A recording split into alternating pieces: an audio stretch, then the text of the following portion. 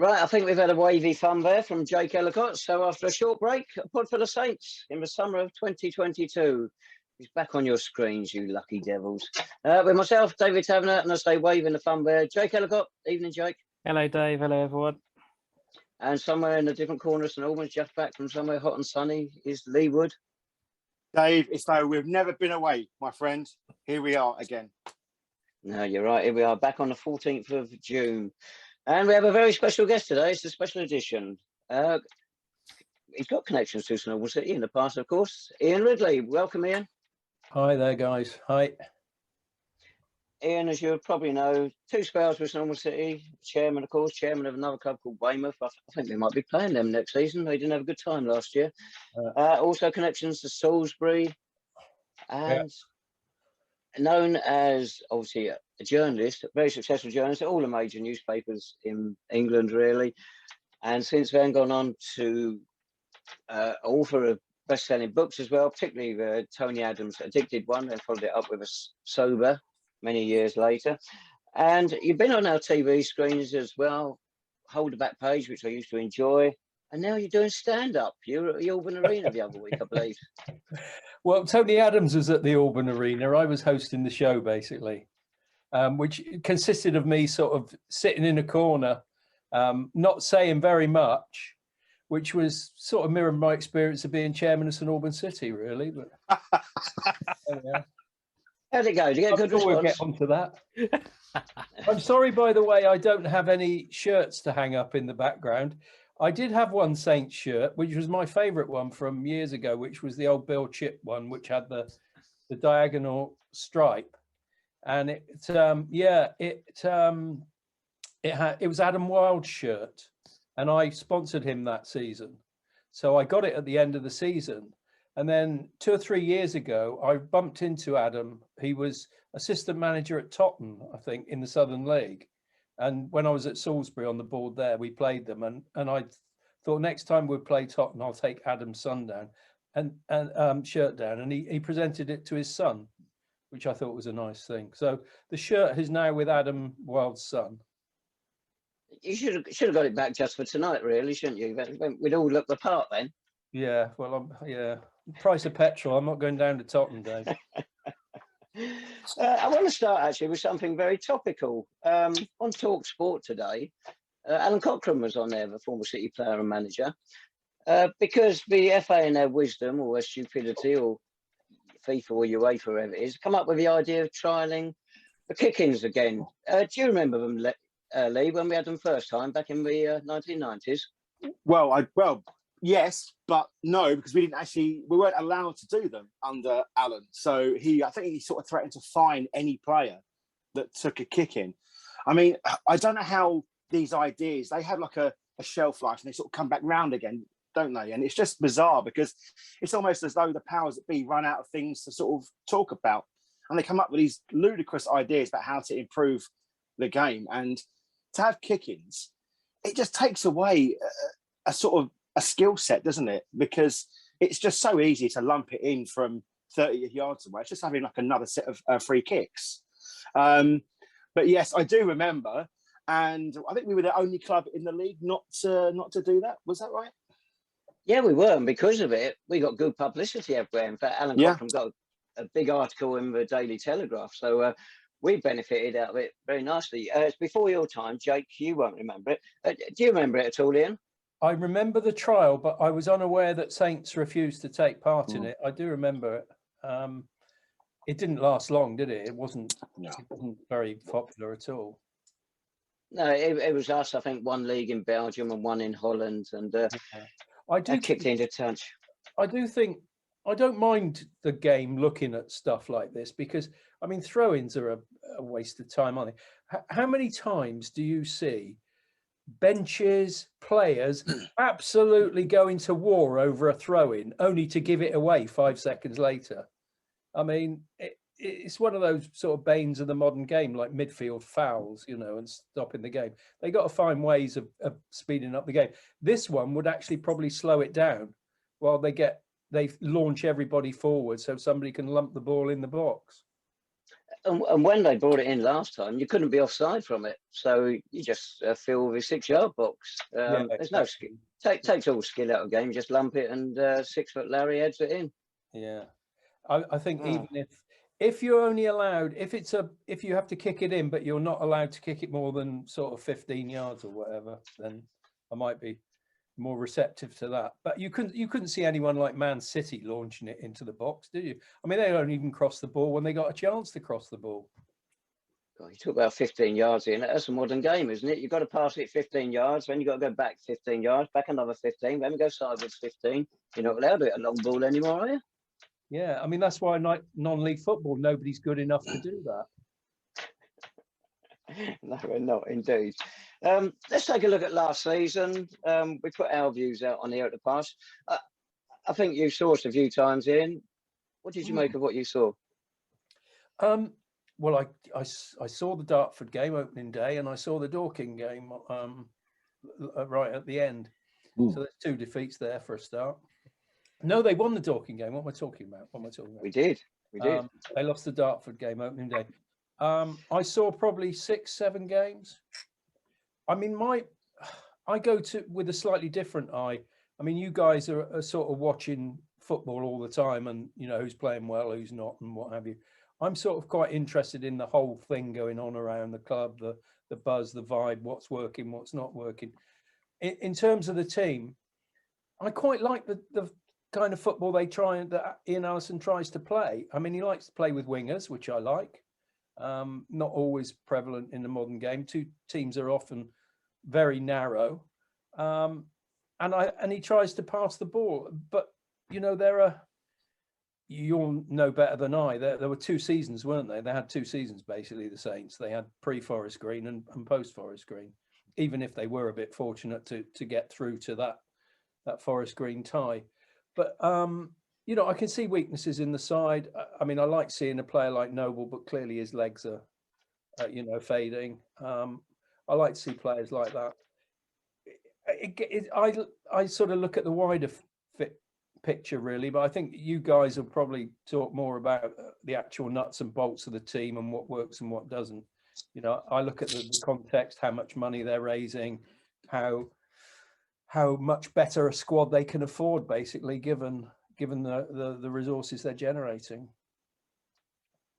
I was going to touch on the finances later, but now you mentioned it there, Ian, we'll go with it now.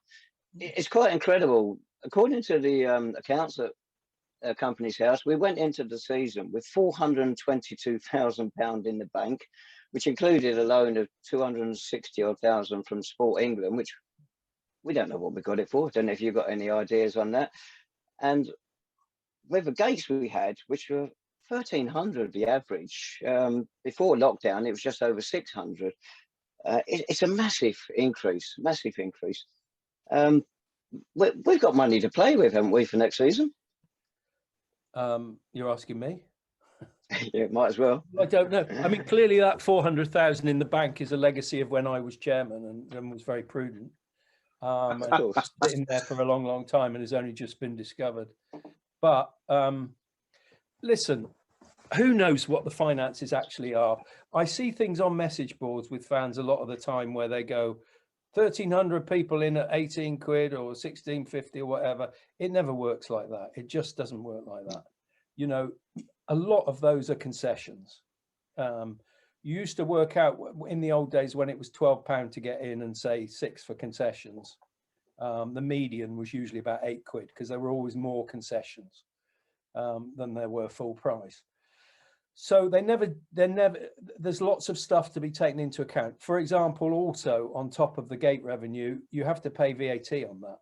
I mean, that's taking 20% out for a start.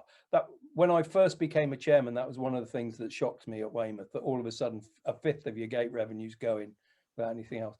Then you've got to take everything out, all the costs involved.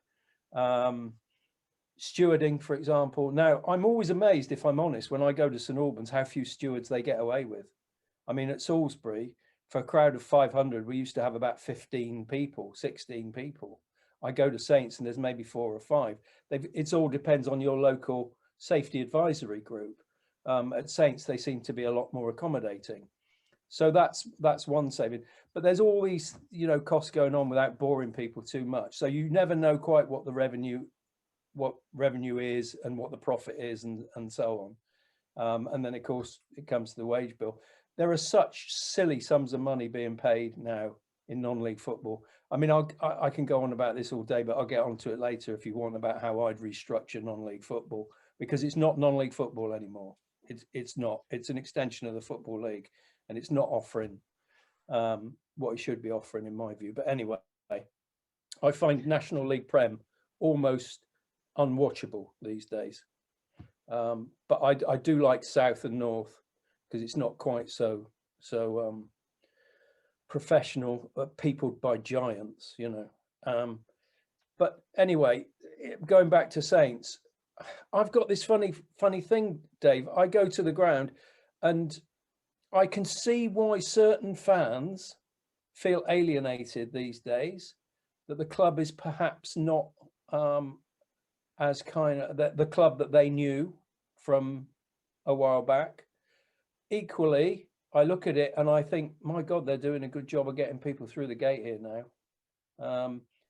I know you can take the mickey out of this Clarence Park experience and what have you, but it's a nice little video they produced.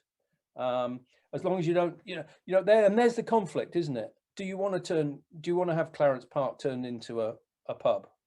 You know, if not, where do you get the revenue from? Because it's a strange ground. I remember when we had a pre-season friendly against Watford one year when I was chair, and I was standing next to Gianfranco Zola, and we were watching the game, and he just said, "What a beautiful field." And it's a beautiful field. And now it's scarred. Of course, it's scarred by the two, you know, bits of scaffolding at either end, by sort of, you know, unsightly bars and T-bars and what have you. But they've been allowed to do it. Years and years ago, I'd have loved, and we talked with John, you know, years and years ago about trying to get some porter cabins in that could be for hospitality on the day, because you have to increase revenue somehow, and they've done it. Now it's a bit unsightly, but they're increasing revenue. And if fans want another grand a week on the budget that might bring that marquee player in, these are the things you have to live with. So it's balancing for owners and chairman. It's balancing the heart and soul of the club with the modern needs of the club.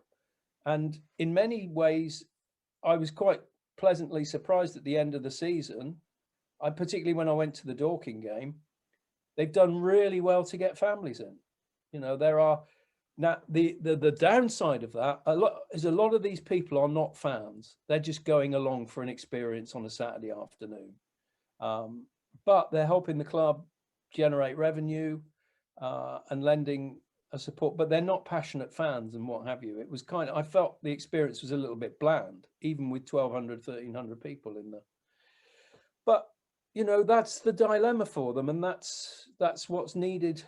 You know, if they're not going to get a new stadium, and that's a whole nother issue, then making the most of Clarence Park and what you're allowed to do with Clarence Park. I always felt we could have perhaps pushed it more and more to develop Clarence Park better. You've always got the York Road problem, you know, the not in my backyard problem. That's not going away. But there were things we possibly could have done, which I would have liked to have done. You know, going back years, one of my suggestions was on that Coca-Cola stand, the old, what used to be known as, building a new stand there that was a double thing, looking out onto the cricket and the hockey. So you had a double-sided stand, and you tried to take over that 3G as a source of income, and used it as you know, use that stand as a conference center as well.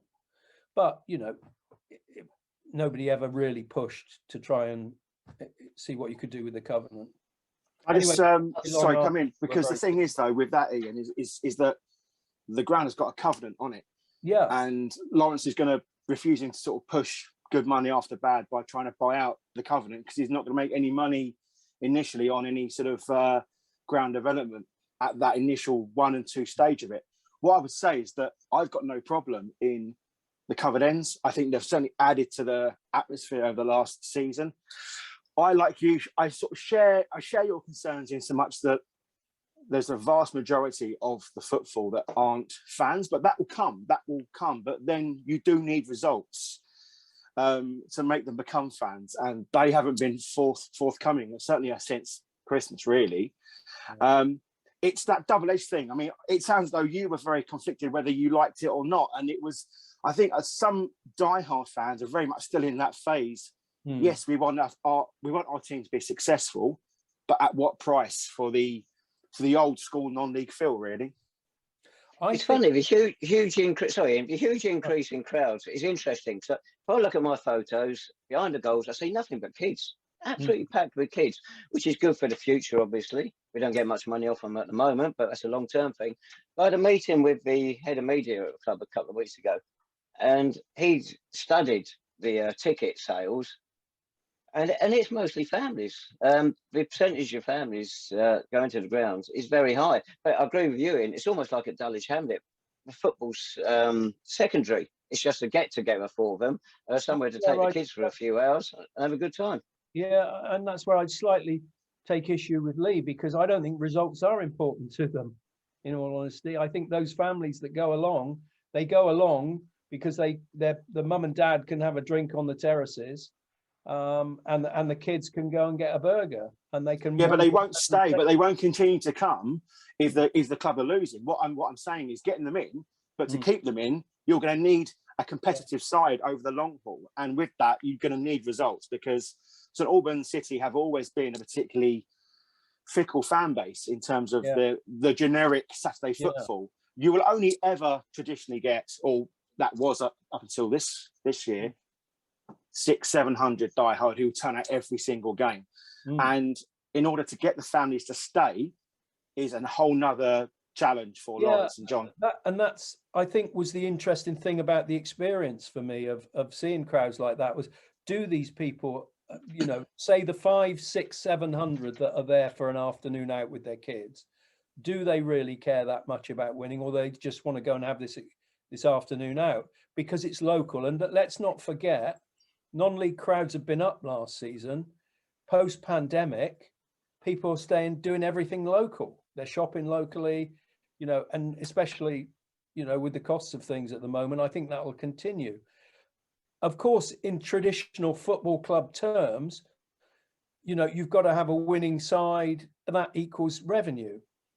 I think where I felt I admired what they've done there was that these people didn't seem to be diehard football fans that particularly cared whether they beat Dorking Wanderers or not. And in that, I sensed a little bit of a change, which may be anathema to the likes of you guys that are totally committed and want to see Saints going up and all the rest of it. It's funny. Lee's right about results to a degree. And yeah, the second half of last season, as you alluded to earlier, it was a season of two halves. And that second half, we were dreadful. The football was poor. The results were even worse. And yet the crowds were still getting closer and closer to 1,500 every week.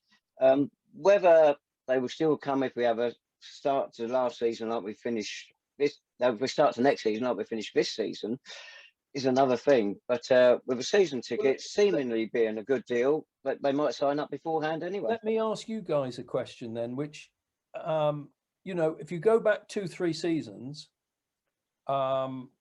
prices, there was that awful hoo-ha. Prices went up to 18 quid. 16.50 online or whatever, 18 quid through the gate. And then subsequently there's been various controversies about whether you can pay on the gate and people getting in for nothing, but because their card didn't work and all that sort of thing. Why do you think when there was the boycott by certain diehard fans, when it was 18 quid, why are gates now suddenly, even when Saints are still the highest price side in the league, why are gates suddenly this big? Jake, Lee, you can have that one.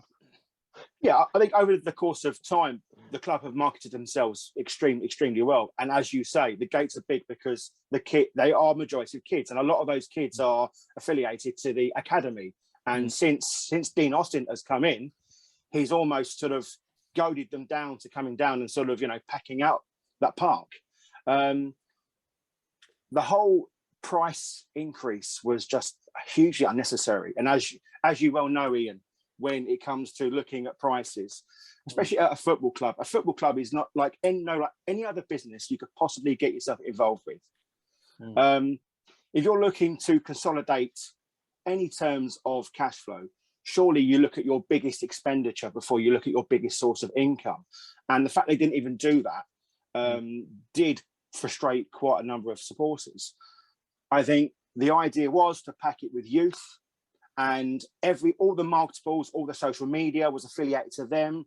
It appealed to them rather than the older demographic. And I think that's where the process is going, you know, with stuff like the bars and the mascots and the flags and the junior saints and the murals, all the accoutrements that you now see at Clarence Park are all geared towards the younger element. And I think because they're not paying the £18 or they're not paying the £16.50, I think that's probably where you get that balance. They would. We had that brouhaha with the £18, as you mentioned. Even at £16.50, we are still the most expensive side going into next season. But our season tickets, looking at the adult ones, they've kept them at £250, which, bearing in mind, there's now 3 extra league games next season. That seems a good price, and I thought it was very good at the time. But looking at other clubs, 6 have still to announce their season tickets. Well, there's 8 others who are actually letting supporters in with a season ticket that's cheaper than ours. So we're going to be sort of midway on the season ticket price. The owners would say they've been vindicated for that huge price hike because of where they're at now. I mean, as you well know, I offered to put money into the club, and it, you know, so in order for them to put the price back down for a season, I offered to cover the loss of that for a season, and then they could do it gradually and less of a big hit at one go. They've been proved right. I've been proved wrong. There was a boycott, there was a rift, but it all seems to have, you know, been covered over now, and they're getting these big crowds. So they will say that, you know, I was wrong and other people were wrong, and they've been vindicated. People have come back, and yeah. I mean, Can I ask what reason did they give for not accepting your offer, Ian? Well, I first met with Lawrence and made the offer, and I think Lawrence was quite keen. I think Lawrence was amenable. My argument was, quite simply at the time, my wife had not long died, and I wanted to start having an interest on a Saturday afternoon. And I'd left Salisbury as vice chairman, and I said to them, all I want is a cup of tea at half time and a sandwich, and I'll, you know, just to come and watch the game. And Lawrence was sort of quite sympathetic, and we had a long chat, and I said, look, I'll put £1,000 a game into the club if you put prices down from 18, was it 15 they were before? Yeah. Back from 18 to 15. And then he said, let's meet John. And John came, and John was much more hard-nosed about it. Said, we're going to have to do this anyway. We can't keep losing money the way we're losing money. It'll have to go up. And we went to and fro about why I thought it would be counterproductive, because they would probably not get the revenue they thought, because the gates would go down, and they should do it more with better PR and in a staggered way. I think John basically they do things together. They always agree, John, and whether they do actually agree, they have this collective thing that they are going to make a decision and stick by it. And that's probably been their strength, you know, down the years, one of their strengths. And he said, look, we're going to have to do it anyway. At some point, we'll just bite the bullet. This will all blow over. We don't need the money. If I'm honest, I think they probably didn't want me anywhere near the club because they know I'm a bit of a challenging figure at times. That's my reading of it as well. Even though probably, you know, as Dave has noted with my sort of appearance tonight, I'm rather more laid back than I used to be about these things. And I don't want to get involved in, now I might go back into football at some point, but just to enjoy it. I don't want to get involved in running a club and all the angst that produces. So I think it was partly personal. They turned it down. I think also there was a bit of pride in it for them. I don't think they wanted other people's money.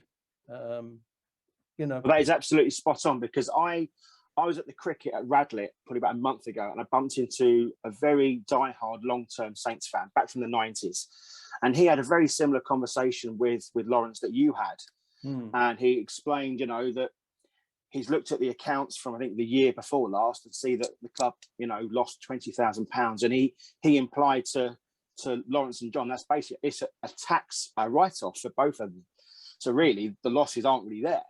And this was when Lawrence was particularly worried about the sustainability of the club. So this supporter said, well, I'll tell you what, I'll write you a check right now for X amount of pounds. And, you know, I don't want to see it on the board, but I'm going to write you a check, and it will sort of calm things down, maybe sort of look at lowering the prices, etc. Lawrence just turned around and said, well, I don't want anyone else to buy into the club. To which this fan then said, well, in that case, then you cannot moan about the sustainability of the club. If you're not interested in my money, then money obviously isn't the issue.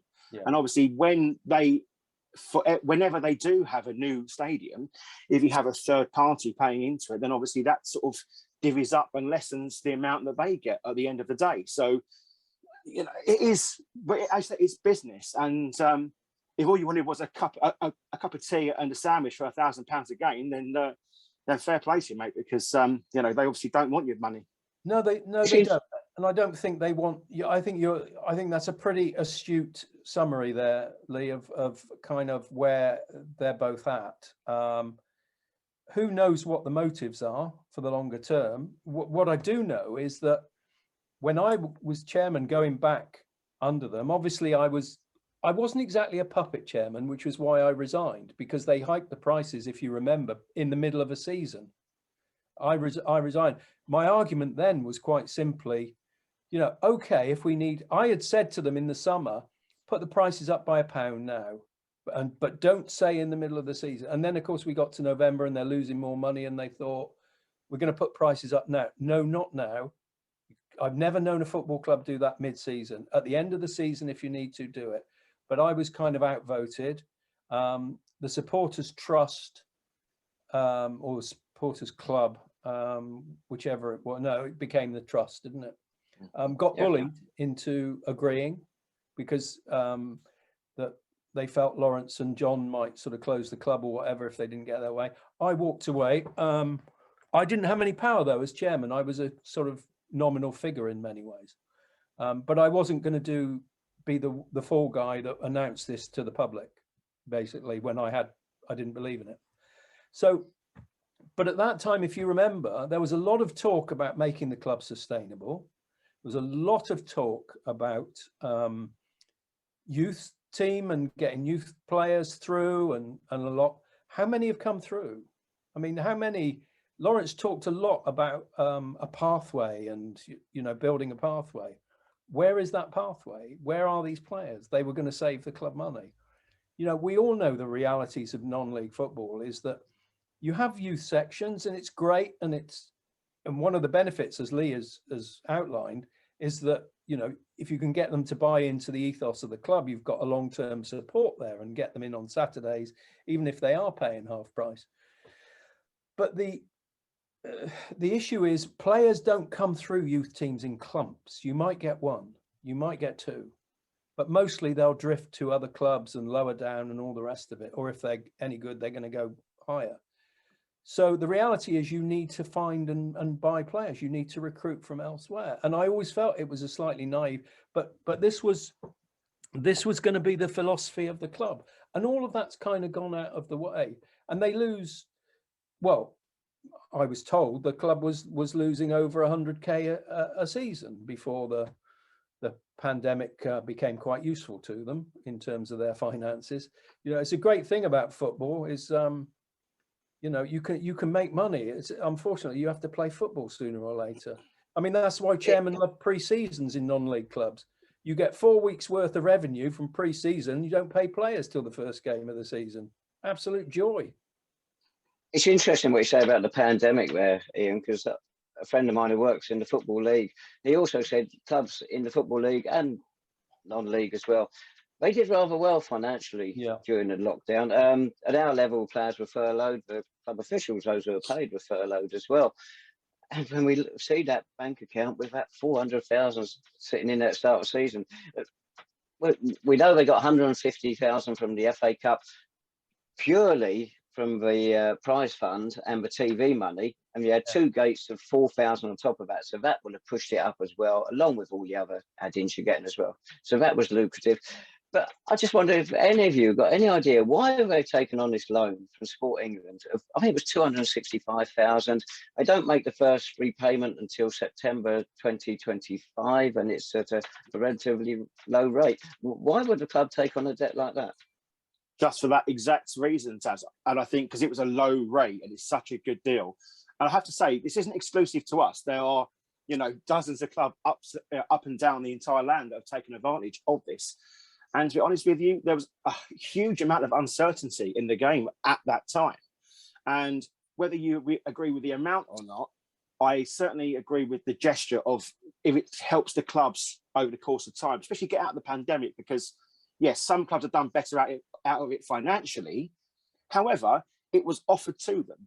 And if we were to go tits up at some point, you would be more angry at the fact we didn't take that if it was handed to us.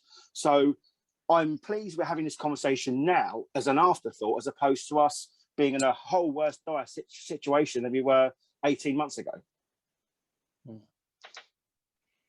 What do you? It'll all be paid back when we get the new ground. Sorry, Ian. What do you think is the reason for the accumulation of the capital then? I think we did very well with furlough. I think we did very well with the 30,000. Why do they want to take the loan? What do they want to do with it? If they're going to live the club off it, it means their input will be like for the last 2 years, they haven't had to put anything in. So for the next couple of years, you'd imagine they won't have to put anything in. Or was it an insurance of us maybe getting promoted because it was going so well first half of the season? So we could have gone full time. I don't know. I think that's probably more it, to be fair. What, that it's going to subsidise going full time? Well, it was subsidised us going up. Whether we went full time or not was a different matter. But don't forget that Lawrence pushed and he rallied around the other chairman of the division looking to continue the league as it was. So there must have been a reason for that. And I think that to take that loan would have subsidised that and any potential promotion over the course of it. Because again, what you're alluding to is absolutely spot on. We had no revenue. So we had to account for that somewhere along the line. And this grant was the perfect opportunity to do so. Okay.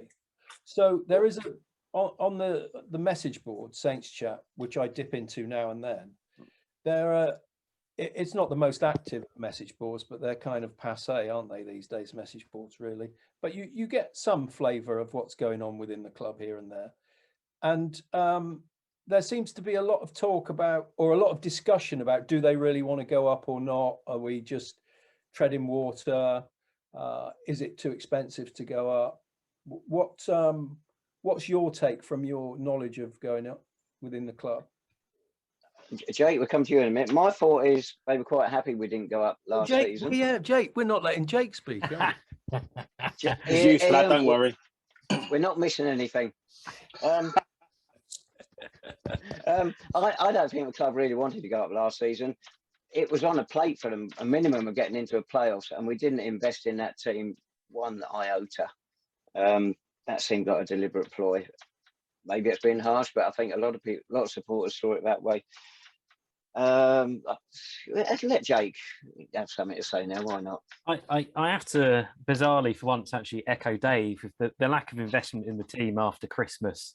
I think was a definite sign that maybe things weren't quite what you think in terms of going up or wanting to.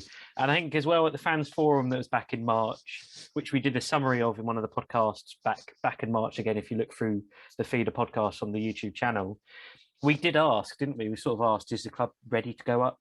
If it's not, because Ian and Lawrence, both openly spoke about how if you go up, you do have to go probably 3 days a week training minimum. And, they did say that there are plans in place, but they also said that ideally those plans wouldn't really be implemented for another 1 to 2 years, really. And that's when the club would properly be ready for 3 mornings training a week minimum. So I just got the sense that I think the club, obviously really enjoyed the FA Cup run, did so well out of it. But this season, I just didn't think there was that full desire to go. And I think the club as well, at the Fans Forum, talked about this 10-year plan. I think it's a longer term plan for getting promoted, not as soon as possible. Because like Dave says, it was, to get a top 7 finish was there to easily grab, and they just didn't go for it. You see, what chairmen usually like, it sounds cynical, and I don't mean it to be, but quite a lot of chairmen often like being sort of in a playoff place, fringe of the playoffs, without going up, without incurring the extra costs of going up, but keeping the fan base interested all season in the hope that you might. Now, that is a cynical way of looking at things, but often that is financially a prudent way of trying to, keep the club competitive without extending yourself. There now remains the question at the beginning of next season: what do Saints want to do here now? What's the strategy financially and on the field as well? Looking from the outside, they're at a bit of a crossroads here now. What are they going to stick or twist? And if that fan base that they're building up doesn't think that they are going to try and twist, then are we going to still come through the gate? To use Lee's suggestion that fans need to see a side getting results if their home gates are going to stay up. I mean, I don't know the answer to that question. When I met the head of media the other week, he's confident that the gates are going to stay high next season. We had a high up. I think Jake knows the figures better than I do. We had a high uptake of season tickets last season, the highest for a long time. And if those people see them as a good deal for next season, which they certainly were compared to last season, then a lot of them will come back, and the gates presumably will stay high, regardless of what goes on the pitch. That's what you said, though, Dave, and this sort of echoes what Ian was saying earlier on, is that you have got a large amount of people who come to the game just for something to do. Your nucleus about St Albans City is that we play really, really well. We play entertaining football. Mine is also to get results, because I'm a fan and I want to see us progress. Ian, to answer your question, all I wanted us to do was remain competitive last year, and we weren't doing that. Yeah. We were sort of going into sort of games just looking to get a goal to celebrate at times. It was that bad. We will all know when we went up into the conference the first time around, it was fantastic. We had some wonderful away days, but it almost killed the club financially. I strongly believe I was on the board at that time, and it actually needn't have done at all. No, it needn't have done, but it almost did. But this is it. But that wasn't your sort of doing. It was the case of one man trying to play championship manager with a club, with our club. What I would say is, do the club want to go up? I think they do want to go up. I don't want to do it particularly now, because I truly believe, as some of the players have alluded to, that they would struggle. And this was mentioned at the Fans Forum, Jake, that we'd have to look at a whole new player set, because players have got full-time jobs. They couldn't possibly do a full-time stint playing for us. So that would put the whole new level of recruitment in over the off season if we were to go up. So, and there's so much more layers to this than just getting more players. As you say, Ian, you need to have more safety, better quality facilities, and that costs money. Yeah.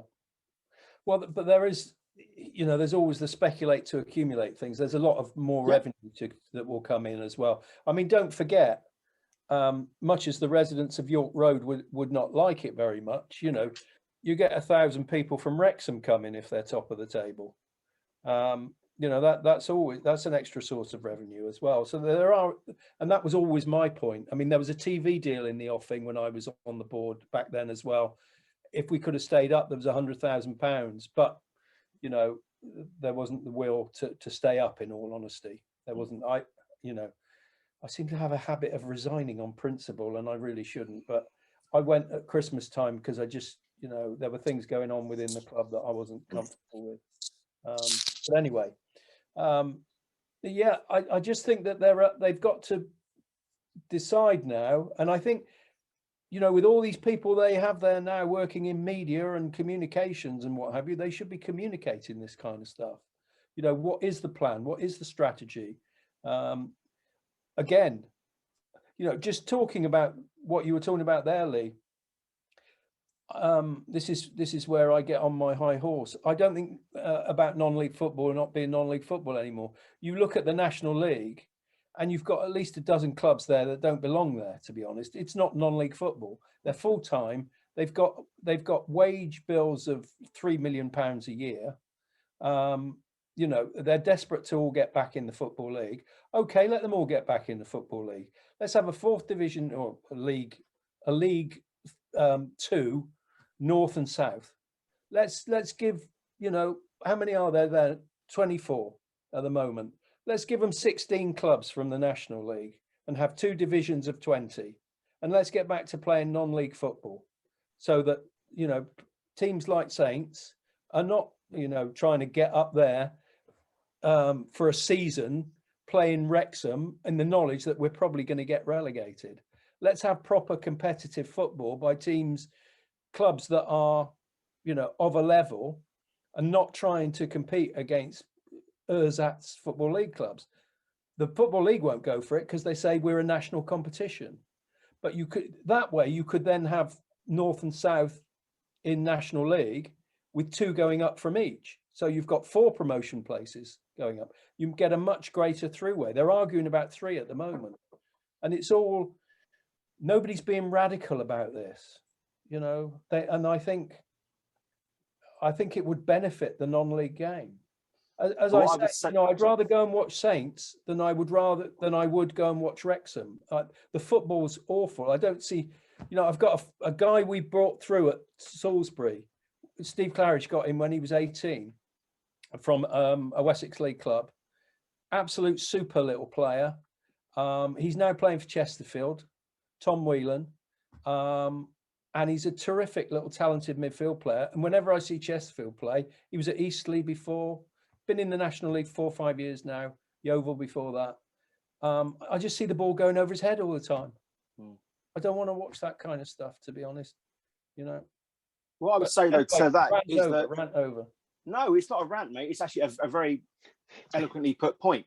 What I would say to that as well, that teams like Sutton, Wealdstone, Maidenhead, Ebbsfleet, they've come up from our league into the conference and more than held their own. Is it an argument? No, this is a whole new argument completely. But obviously, the import of foreigners into the game, and then all of the players filter down.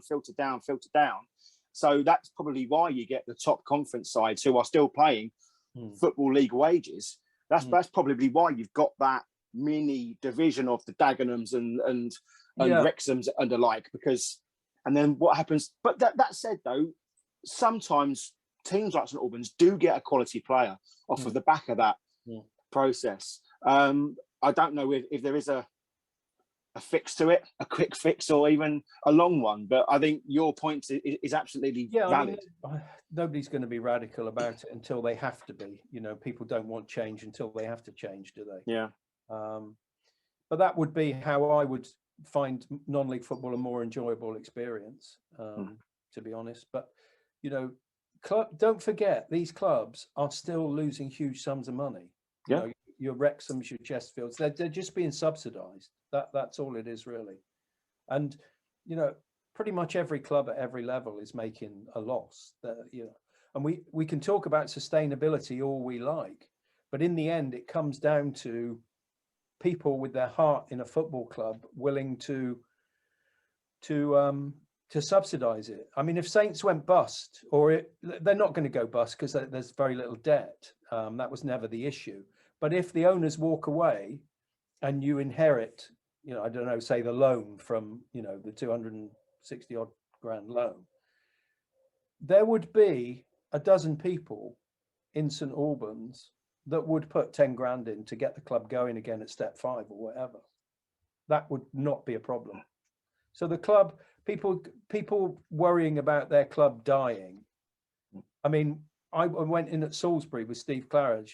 when the club went bust. It sat out a year for football, but there were people that were willing to put money in and start again at step 5. And I can tell you that one season at step 5 was probably my most enjoyable in football. Everybody pulling in the same direction, expectations low, big crowds. We made a profit that season. Got to the FA Vase semi-final. You know, the freshness of it. The people at Bury are loving it at the moment. Wait till it gets serious. And some bloke with a bit of money likes the idea of success and buys it. You know. Ian, I am so glad you said that, because I've mentioned it here before. Every single chairman that I've known at this club has said, if I pull out, the club's going to go tits up. Now, Lawrence has said it, and I said to him to his face, I found it unnecessary and unhelpful. There will always be someone willing to buy St Albans City Football Club. Always. Yeah. Now, what level we're at, or what guys we start up again at, there will always be a club to support. Yeah. And you're absolutely spot on in terms of that. But I don't know why owners say that in terms to fans, because they're trying to scaremonger to a certain degree. And sometimes it has the adverse effect, because all you're doing is get fans' backs up on to a chairman who's already, under the cosh as it is for whatever reason. So it is unnecessary and it's very unhelpful. So for you to sort of say that, it should put supporters' minds at rest, because, it's just a scare tactic to a certain level. I mean, the only thing that stopped people, I think, investing in the club, new people, would be the knowledge that they can't develop Clarence Park, and the problems the club has had in getting a new ground. I mean, it goes back to your time, Ian. I think the two owners then were talking about getting a new ground, and it goes back way before that as well. So that might stop somebody thinking, well, I'm not going to invest this money. I'm not going to get the club to where I want to take it, which is a higher level, in a new stadium. If they just want to keep us at this level, they might be happy staying at Clarence Park. But talking of money, if we look at a player like Sean Jeffers, I think we're all surprised he's still with us, if we're honest, the way we were talking at the end of last season. Do we break our wage structure, whatever that is, to pay him a decent amount of money? Because goal scorers like him are very thin on the ground. And let's face it, he scored practically 50% of our goals last season. So there's nobody in the squad at the moment ready to come in and replace him. Do we really pull out all the stops to keep somebody like him? He's been talking to other sides, Taz, as well. So Sean Jeffers has been talking and in negotiations with other clubs. Now, whether he's using that as leverage to get a better deal at City, possibly. We have joked in the past that people saying, "Oh, he's one of our own." He's so far from being that; it's unbelievable. I think he deserves to get paid more, because he single-handedly kept us up, to take away his goals. But that said, is he a free agent, Lee? He's not. His contract's come to an end. I couldn't tell you. I couldn't, Jake. I believe he is. I mean, last summer we never get the full details, do we? But I think he renewed. But I think it was. And if you're Sean Jeffers, you're only going to do it for a year, aren't you? At 29, because so. I mean, some players want a 2-year contract. Very 2-year contracts flying around at step 2, because you often want to get rid of players at the end of the season. He's obviously an exception. And if I remember rightly, Dave had his doubts about Sean Jeffers when he arrived and his goal scoring record. So you're unlikely to give him more than 1 year. Yeah. But what do we think he's on then? What do you think he's on? Not a clue. Well, to be honest with you, Jake and I are a little bit sort of, we're 2 years out of the inner circle, but the general consensus was £500 for the top echelon player, with goal bonuses and appearance bonuses, and there would be, I don't know, £1,000 if you score 10 goals, 2,000 if you score, etc., etc. My only concern about this is that the club are going to, I mean, if we re-sign Sean Jeffers, that will be success in terms of, well, it might sort of cover up the fact we've signed no one else. Are they going to gauge success by the players that they've retained rather than the players that they've signed? Because if you're looking at success by the players that they've retained, given half the season we had from January onwards, it's not really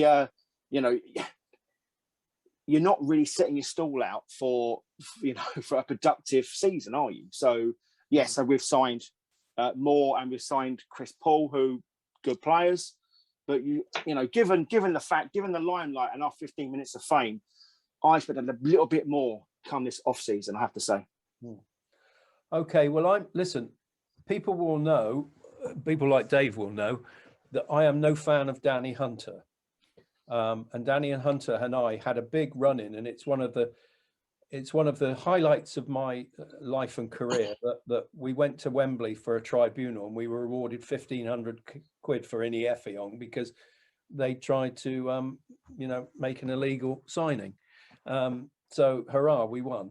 But it was a fairly intimidating experience for a new chairman, a new St Albans City chairman. And I learned a lot from that episode.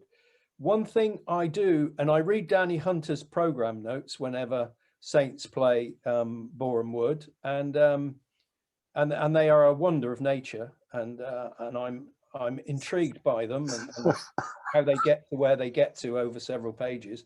But anyway, in amongst all that, he does sometimes say some interesting things, which is Saints have to decide what they're going to be and what they're going to do now. And the Jeffers case, it seems to me, with a marquee player, is a real test this summer for the owners and the manager. Now, there is word, and again, what I read on the message board, that he wants £900 a week. That he sees that as his value, and maybe that is his value. As Dave says, they're not two a penny. The goal scorers in National League South. So maybe you could negotiate him down a little bit, and bonuses and appearances and goals and all those kind of things. But do you want him? How badly do you want to keep him? If so, are you going to pay the money? Then do you send out a signal to the fans and to the rest of the squad? We're having a go for it this season. We're going to give you something. We've got some momentum here, and we're going to go for this. And this is a statement of our intent. And this is kind of what Danny Hunter, in a roundabout way, was saying about Saints in his last programme notes. And I think he had a good point. So if you do that, then you are breaking away a bit of a wage structure. And then are you going to get everybody coming to you and saying, well, if he's on that, I want this? Or sometimes you might just use the Dennis Bergkamp example, who came to Arsenal on 3 times as much money as anybody else. And while people's money went up, players were prepared to wait for a season or two because they had this marquee player that was going to make them better and win them trophies. So, there are all these decisions to be made, and I'm sure they're thinking all them through. In the end, are you going to pay £900 for a striker at this level? And how do you afford that? Right, a couple of things there, Ian. This is something I did not say easily, but you do have to pay tribute to Danny Hunter for the job he's done at Boreham Wood, taking them from where they are, the position they're in now, the ground they're in now, the setup at the club is magnificent. They still get absolutely El Zippo support from the community as such, from the crowds, which is incredible for what's happened there. Getting back to us, if you pay this large sum of money for Sean Jeffers, that's all well and good, but we've still got the same side, apart from a couple of signings this summer, we had last season, which proved it wasn't good enough over a long period of time. So if you spend all that money on one player, you're not likely to get many benefits from it. Depends what the budget overall is going to be, how much of that you want to give to him, and how much you might attract better players if you do sign him up. Well, that's it. You would have to increase the budget generally if you want to get the full benefit from him. Otherwise, you're wasting money on him if you're not going to make a serious go for it. Well, I don't know Ian Allison at all, but if I'm the manager of the club and I'm going to the owners and I'm saying, I need X thousand more a week.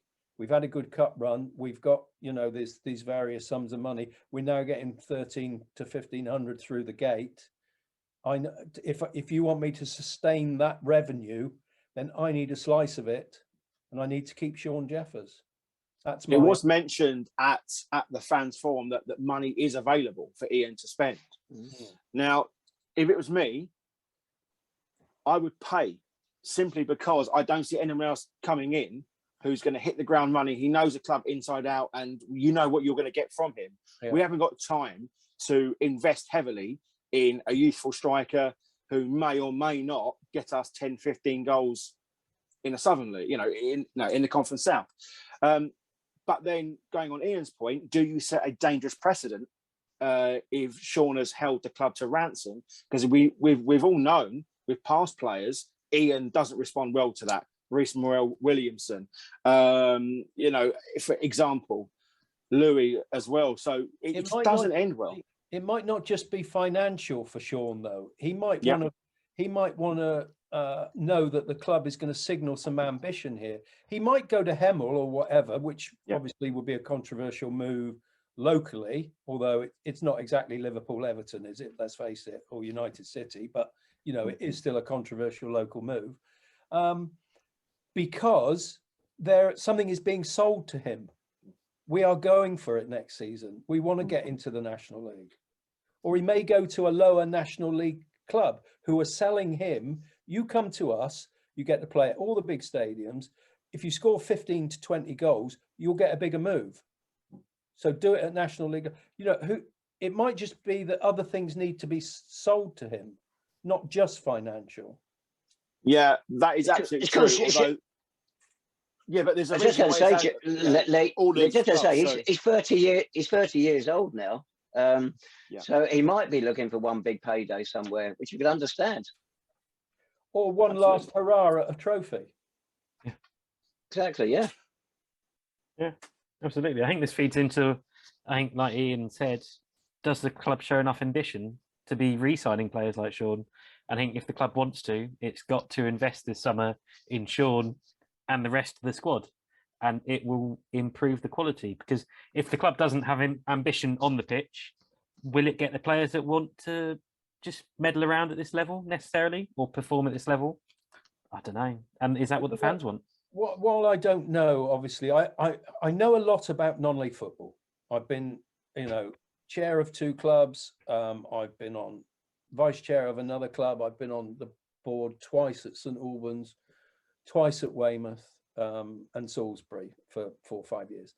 I know a lot of what goes on in the non-league football. I know a lot of thinking, players, boards, chairmen, etc., owners. So I'm saying this not because I know what's going on inside Saints, but I'm saying this because these are the conversations and these are the issues that will be being discussed. And I do think Lawrence and John, by now, in all honesty, have been owners of this club for long enough to know all this stuff themselves. And, the dilemmas, the decisions that have to be made.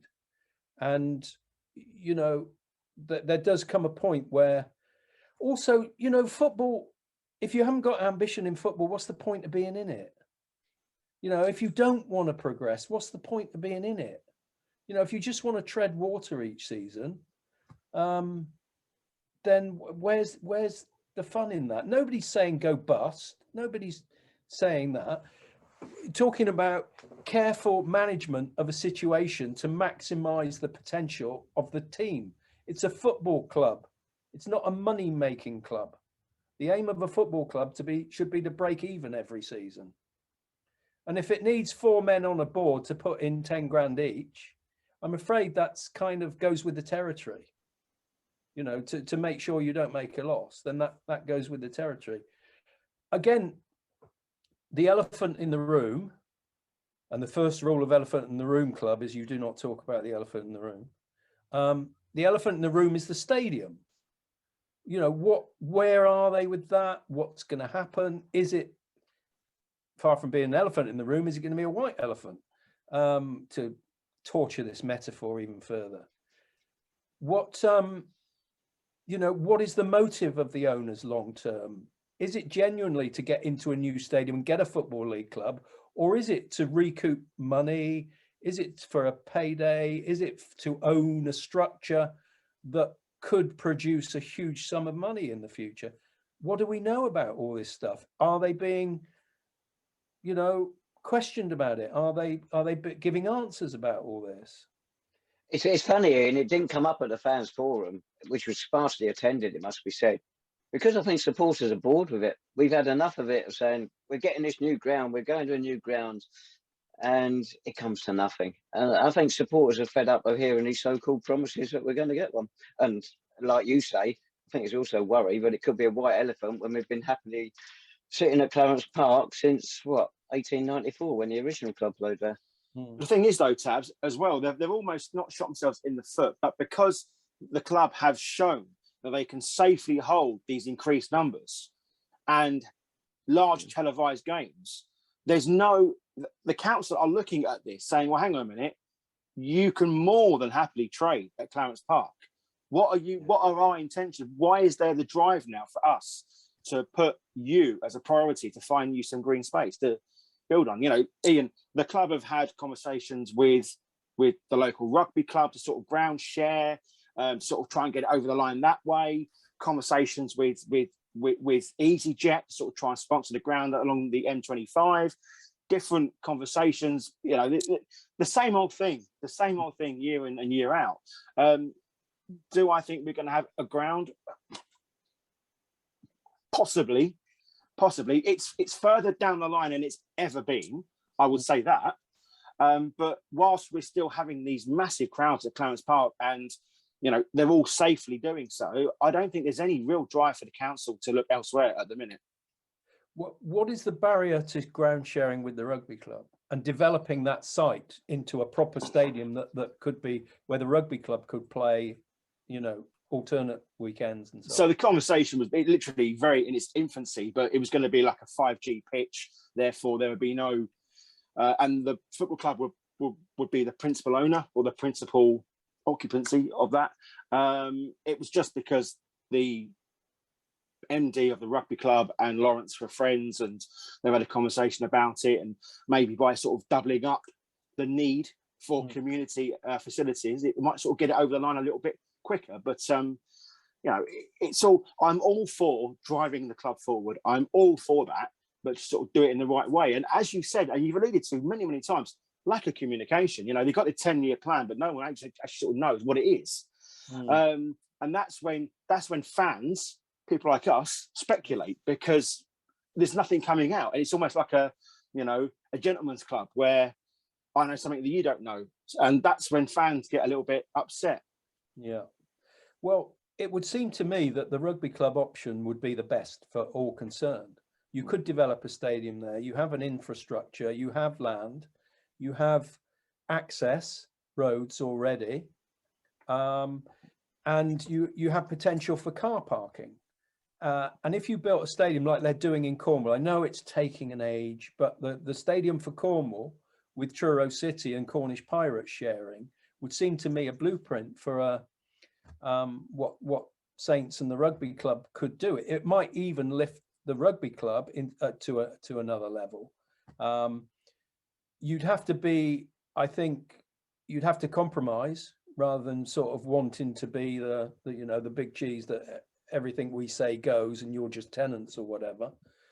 But you could build a really nice stadium there that would produce revenue as well. Certainly easier to get over the line, I would have thought, than a big new venture out by the Noak. But again, I'm not on the inside, but it's something that I would have thought was worth driving forward. And on communication, I mean, I see a cast of thousands there sort of seemingly involved in communication. I'm just reminded of what Homer Simpson once said, that there's the trouble with marriages today is communication. There's just too much of it,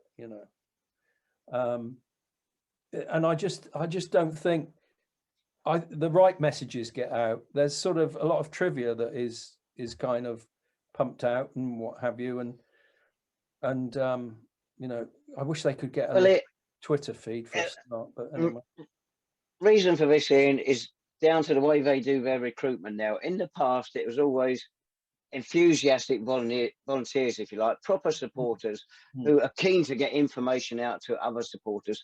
Now it's a horrible word, they recruit people to go into the media department, but they're not supporters. They're not non-league fans. They don't know football. They don't know non-league football. They don't even know the right football, as we can see from what goes out from the club's output. So the message they put out is not going to become clear until they sort that department out.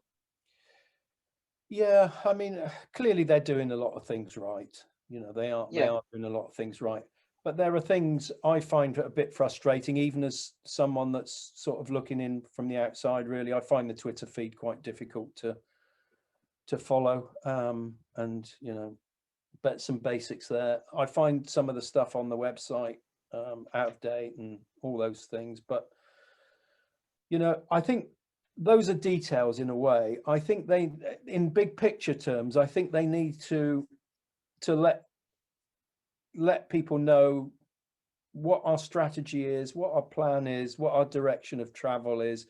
Come with us on this journey. I know I hate the word journey as well, Dave, before you pick me up on it.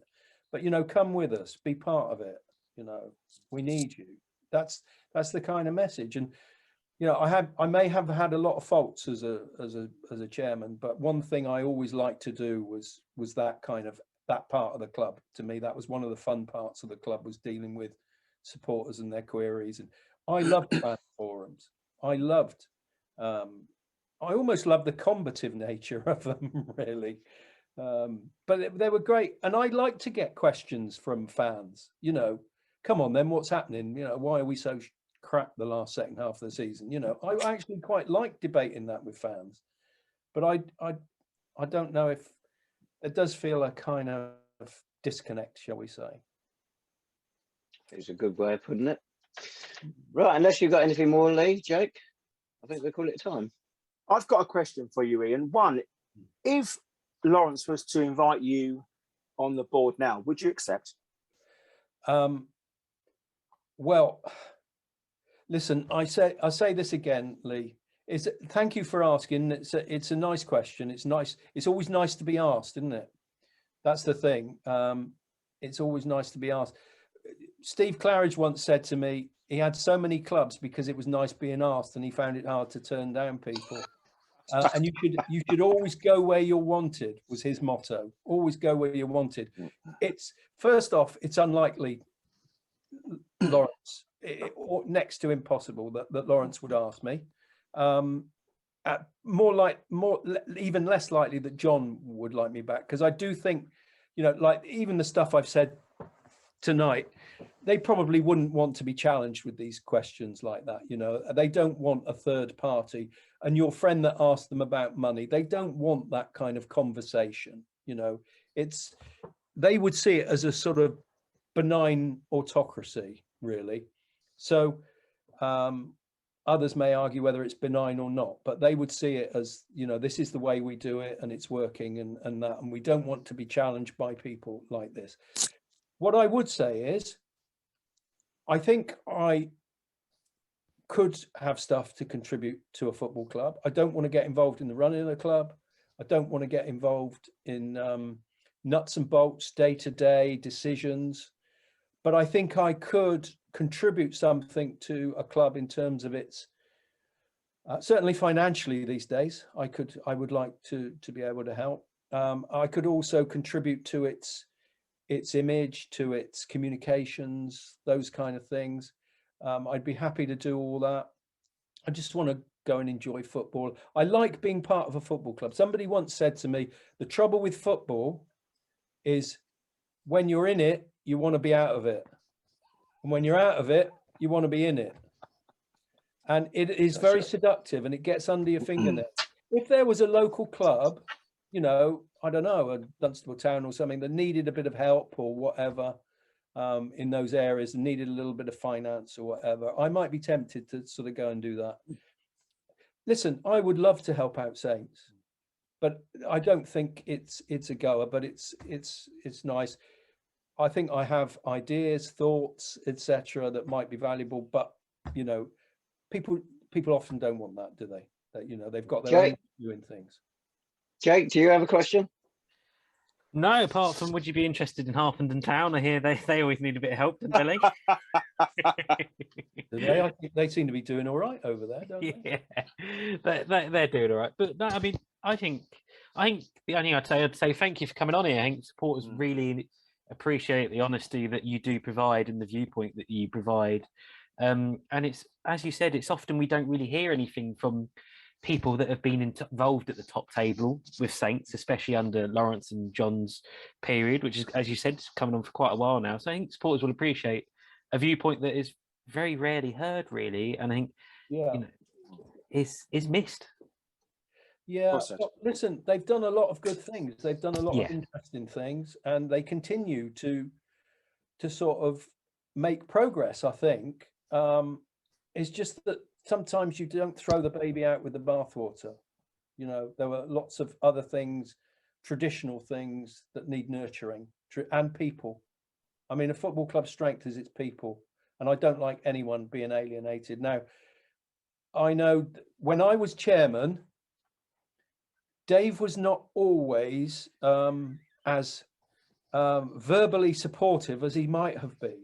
No, really? Shocking. Dave Tavener? Believe it or not. Believe it or not. And, you know, I was chairman of the club and I was on his mailing list for his sort of weekly. And I was That's reading how he gets you, Ian. That's how he gets you, mate. Dagger into the heart. Go to the source. But I liked all that. You know, this was a critical friend. Then you need critical friends. You don't need people that are going to blow smoke all the time. You need people that say, well, look, have you thought about this? What's going on over there? Why isn't this happening or whatever? You need people to tell you the truth. And, you know, I like that. And then, of course, when Dave was, you know, services were no longer required around the club, I found that really quite unpleasant, if I'm honest. And I'm not just saying that because he's here. You know, I did. You know, Dave has been there a lot longer than the current owners. You know, you don't alienate people that have the club in their heart. That is a big mistake to me. Amen. Amen. Thanks, Ian. Appreciate that. I've got a frivolous one for you to finish on. You've been in the boardroom at Weymouth. You've been in the boardroom at Clarence Park. You've been in the boardroom at Salisbury. You're a season ticket holder at Tottenham Hotspur. Now, if all those four clubs were playing on the same day and you could only go to one of those games, which one would you go to? Well, it depends who they were playing, Dave. Listen, I am in the fortunate position of being able to afford 2 exec tickets for Spurs these days. And I go with my son, and my son is the more important to me, I'm afraid, these days. And I love spending the day with him. We have a meal at Tottenham. You know, I'm surprised when I go to Spurs how much money people have and still their mouths are so foul. But even so, we love going. Have a nice meal, watch the Spurs. I'm not a Spurs fan. My son is a big Spurs fan, and I just love spending the day with him. So I'm afraid it's going to have to be Spurs. Oh, well, never mind. You a straight answer to a straight question rather than the politician's answer, Dave. That's very good. Can't argue with that. If Spurs are away, I often go to St Albans City still. Yeah, you do. It's very true. Thanks very much, Ian. It's been an absolute joy having your insight on all of this. It's nice to talk about football, isn't it? You know, we can all talk about football all night long, can't we? Yeah, we can. Should we get on to the cricket now? That fantastic win today. Oh no! On that bombshell. Thanks, guys. Thanks very much, Ian. Thanks, everyone. And good luck to Saints for next season. I really hope they do well, mate. Brilliant. Thanks, Cheers, Ian. Take care.